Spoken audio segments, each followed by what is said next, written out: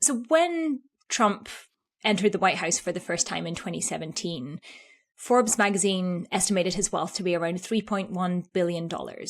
They now have him pegged for $5.1 billion. We're going to get into the history of Trump's finances, but just to begin, I wanted to ask, to what extent can we trust these figures? And how significant has the idea of Trump's wealth been to building his political brand? Well, trusting the figures that estimate Donald Trump's wealth has always been not a great idea. Forbes has done yeoman's work. They do their best. But when they first started, they ultimately had to admit after 5 years that he had been lying to them for years. And he was broke at that point in time in the late 1980s. And they had not caught on to that. They were still estimating him to be a billionaire, I think, at that point. So that's always sort of difficult work. I think right now it's even more difficult because his core assets have been languishing. There's some challenges in some of the buildings that he owns. And the big bump in wealth that Forbes is talking about now is due to these ventures into cryptocurrencies that are very new, very hard to value, and fluctuate second by second. And it's not even clear when he could cash those out. A lot of it's based on True Social. If he cashed out that investment, which today I think is worth about $2.5 billion, it would no doubt completely crush that company if he sold his share. So it's a matter in flux, and it's always changing.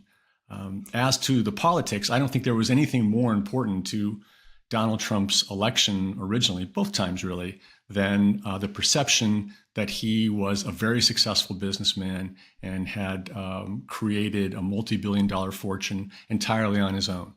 That's the story he told. It was never true.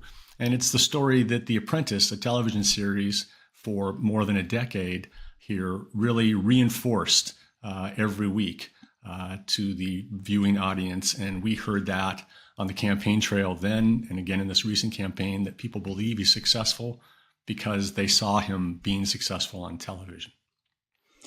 Let's go back to the start of that story that you reference. And in Donald Trump's telling of events, his father gave him a small loan of $1 million, setting aside the enormous privilege that already represents. How much of that is true? And what is he leaving out of this sort of personal, relatively hard scrabble, as he likes to present it, story of going from relatively humble beginnings, albeit with all of those caveats, to where he is now? That story is entirely untrue. We worked for years to get Fred Trump's financial records. That's Donald Trump's father. Fred Trump was an enormously successful real estate developer from the 1930s through the 1970s, when he basically handed the company over to his son. Just on what we could track from those financial records, Donald Trump, in today's money, inherited almost $500 million from his father. His father bankrolled all his early efforts. He introduced him to the mayor of New York City, who just gave him carte blanche to approve his early projects because he was Fred Trump's son. His father covered his losses when various things failed, and really propped him up through some very bad years. There's no doubt that Donald Trump would not be the Donald Trump we see before us if he hadn't have gotten that money and that support from his father. How does Donald Trump differ from his father and his father's approach to business? That was, I think, one of the most interesting experiences for us in researching this book, was that Fred Trump was very deliberate, very careful. He would map out before he even invested anything in a project how much it was going to cost, what he would get in rents on the other side, what his financing would be, how much time he had to cover those things before he started collecting money. And we only found one episode in about a 50-year building career where he ever didn't succeed. Donald Trump was never careful like that. He spent a lot on buildings. He spent a lot on construction. He tended to make things the way he wanted them to be, trophy properties, he would call them. And he believed that because his name was on the outside and he was trying to make it the best, that the dollars at the end would match the expenses. And a lot of his career was repeating the same lesson that just doesn't work out. And that was very, very different from his father. Can you talk us through some of the trophy properties theory of money making and some examples of where that fell down? Sure. I mean, one was the Plaza Hotel in New York City, a very famous old hotel that by the 1980s was going broke and was not in great shape. And Donald Trump paid more than $400 million for it, which he acknowledged at the time was not a great investment. It was too much money, but he was going to spend more to get it fixed up and make it work. He did spend more on it, and he ultimately lost the hotel to his bank. That was one key example. Another one was his venture into an airline shuttle. He bought an airline shuttle that was losing money, spent more money fixing up the aircraft themselves, putting gold and leather everywhere. His own employees said, "Boss, don't do this. We don't really know how to run an airline, and we don't know how to deal with the unions or air traffic control or anything." He did it anyway, made it into what he thought was the premier, most beautiful shuttle ever, and never made money on it, lost money, and ultimately had to give it over to his banks. And that repeated itself right up through his most recent development project, which was remodeling an old post office in Washington, D.C. into a hotel.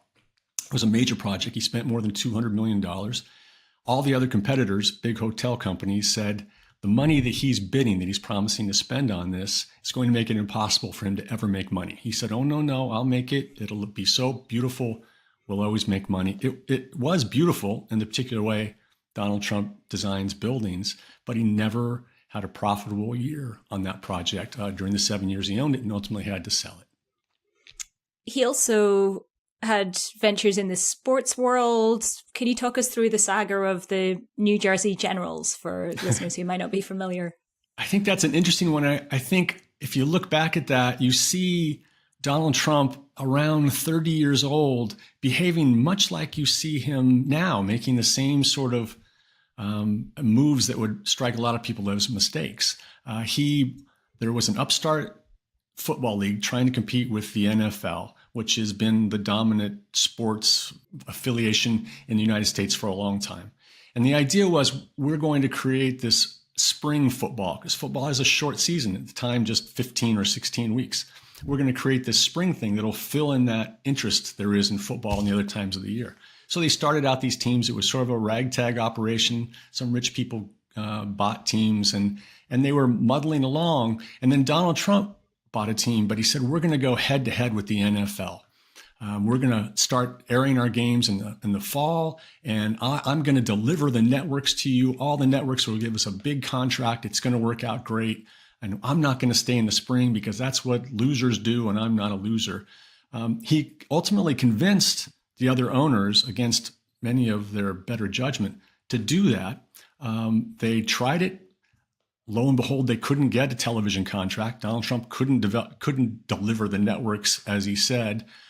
He sued, saying that the NFL was a monopoly and was colluding to keep out competition, which a lot of people would just say is competition. And he said, "We're going to sue them, we're going to break that, and then we're going to be in the fall and we're going to wipe out the NFL." They lost the lawsuit. I mean, they actually prevailed in the lawsuit, but the awards on it were just $1, because they said, yes, the NFL had been very competitive in trying to keep out competition, but there was nothing untoward in what they did. So we'll just give you $1 in damages. And it wiped out that upstart league. They never played another game again once Donald Trump's decision-making took control. Where does he get the money, and how has he gotten the money to keep doing this? You talk about the initial large loan from his father, but you also write in Lucky Loser about these tremendous sums he's been able to borrow from various banks with only his word as the guarantee. How has he managed to pull that off? There's no one good answer to that. I mean, you have to remember, I think, as a starting point, that from his father, he got about $500 million in today's money from being on The Apprentice, the show itself, and then all the sort of fame and celebrity deals that came with that, without any business expertise. He got another $500 million in today's money from that. And then he got pushed into an investment against his will that's also generated another $500 million. That's $1.5 billion for nothing that required any business expertise at all, just being himself. If you think about that, if he would have invested that in the stock market as he got it, he would be worth like $6, $7, $8, $9, $10 billion today, having just stayed at home and watched television. Instead, he built these businesses, as you said, and he's always tried to put up the facade that those businesses were the result of his great success, but they've been underwritten all along by that sort of easy money, if you will. And also by, I think, what you're getting at, that he's borrowed a lot of money, probably more than $1 billion, certainly more than $1 billion. And a lot of that he's not paid back. A lot of that he's been able to get out of, even having to pay a portion of. And then we also uncovered through the years some dicey tax claims that he made that greatly lowered his tax exposure. And he has, throughout his life, had a habit of not meeting his promises when he's in business with people. So he'll hire lawyers and tell them he's going to pay them a certain amount. And then if the case doesn't go his way, which sometimes is a predictable outcome, he just won't pay them. We found numerous instances with contractors where he's putting up a building for hundreds of millions of dollars. And then at the end, he just calls everybody in and says, I'm only going to pay you 50 cents on the dollar, and you can sue me for it, but you're going to lose more than you would if you just took my 50 cents on the dollar. So that's a lot of different ways that he's been able to evade the outcome of his own, the sort of repercussions of his own decision making. But I think the original enabling factor is all the money he got for not having to be good at business.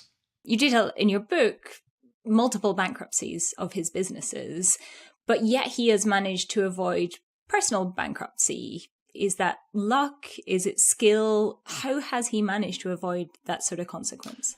Well, it's certainly the skill of his bankruptcy lawyers in those cases. They did very well to help him avoid that. The original bankruptcy came in the late 80s, early 1990s. And there was a wave because he had built this sort of paper empire on borrowed money, where banks didn't even know all the other banks were loaning him money. He had issued junk bonds to build some of the most expensive casinos that were ever built in Atlantic City. And then it all came crashing down at one time. And at that point in time, for the banks almost pushed him into personal bankruptcy, but then they would have had to own money-losing casinos, a money-losing hotel, a money-losing airline. And they didn't want those things. So they thought that they could take some of those away, sell some of them, find buyers for them. They let him find buyers for some and do better than they would if they just took the whole thing and pushed him into sort of receivership. The later bankruptcies were again for the casinos. It was a 20-year record of failure there, where he kept piling on more debt, more expensive debt, and the casinos continually fell into disrepair. But they were, again, worth more. There was a few times where you saw judges having to decide whether to take Donald Trump out of the picture and let the stockholders, once the company went public, sort of find some other way to go. And there was a determination that the promotional ability he brought to it, just bringing attention to the casinos, was worth something. And so they kept him in the mix.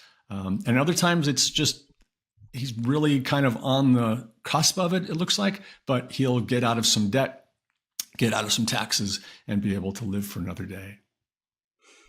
You mentioned his time on The Apprentice. How important was that for his political career and for cementing this perception of him as this very wealthy, powerful, successful businessman, despite this long trail of failures that you detail him leaving behind him?